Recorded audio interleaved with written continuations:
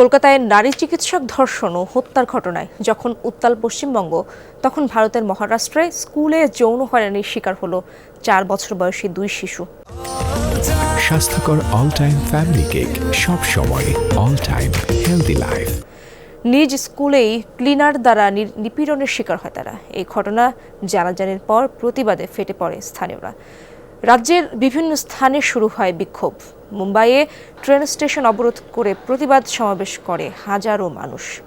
নিপীড়নকারীর ফাঁসি দাবি করে বিক্ষোভকারীরা। বেশ কয়েক ঘন্টা অবরুদ্ধ ছিল রেল লাইন। ট্রেন চলাচল স্বাভাবিক করতে আন্দোলনকারীদের সরে যাওয়ার নির্দেশ দেয় কর্তৃপক্ষ। উপেক্ষা করায় লাঠিচার্জ শুরু করে পুলিশ। নিরাপত্তা বাহিনীকে লক্ষ্য করে ইট পাটকেল ছোড়ে বিক্ষোভকারীরা। শুরু হয় সংঘর্ষ। পরিস্থিতি নিয়ন্ত্রণে টিয়ার গ্যাস ছোড়ে পুলিশ।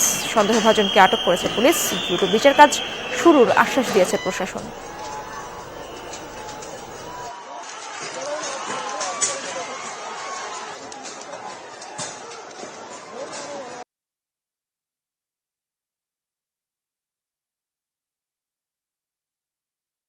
ये बुरी घटना है। এমন ঘটনা চরম দুর্ভাগ্যজনক। ক্লাস টিচার, প্রিন্সিপাল ও একজন অফিস সহায়ককে বরখাস্ত করা হয়েছে। স্কুলটিতে নোটিশ পাঠানো হয়েছে। শিক্ষা মন্ত্রণালয়ে জরুরি বৈঠক ডাকা হয়েছে। 4 প্রশাসনিক কর্মকর্তা এবং শিক্ষা সচিব অংশ নিচ্ছেন। আজ यहाँ पे बुलाया है।